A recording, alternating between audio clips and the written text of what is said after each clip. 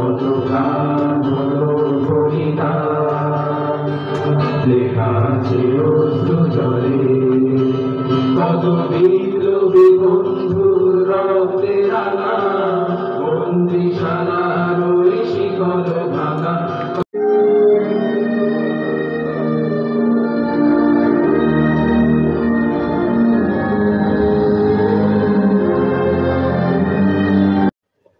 যে বক্তব্যটা তুলে ধরা এটা যে করতে চাই আমি আমার শহীদ ভাইদের মারা এখানে বসে আছে তাদের প্রশ্ন হচ্ছে যে আমার স্ক্রিপ্ট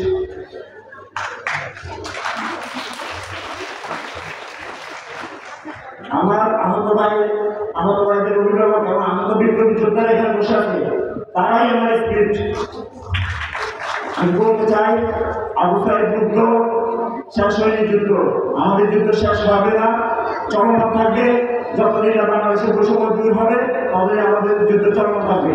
ফেনী সরকারি কলেজ সবসময় বিপ্লবীদের কলেজ ছিল, আগামীতেও বিপ্লবীদের কলেজ থাকবে। ফেনী সরকারি কলেজের প্রতিটা স্টুডেন্ট যখন আমরা সংগঠিত করেছিলাম 6 তারিখ জ্ঞান দান করে কোটা না মেধা স্লোগান দিয়ে, তখন তার মনে ছিল ফেনী সরকারি কলেজ।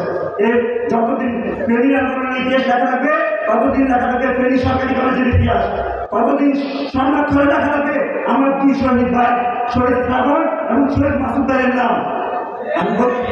শহীদ মাসুদ এবং শ্রাবণের জননী তারাই এই বাংলার শ্রেষ্ঠ জননী।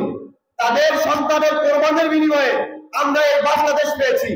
যদি এই বাংলাদেশে কোনো ধরনের নতুন করে বৈষম্য মাথা তা দিয়ে ওঠে, আমরা কি তা মেনে নিব?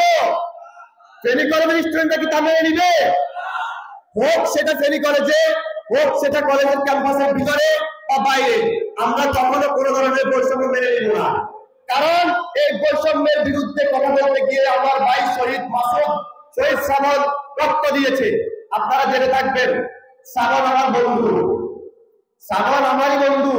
আন্দোলনের সময় শ্রাবণকে আমি দায়িত্ব দিয়েছিলাম যে কলেজের স্টুডেন্ট সহ আমাদের আশপাশের যারা আছে তাদেরকে একত্রিত করার জন্য, তাদেরকে আন্দোলনে নিয়ে আসার জন্য।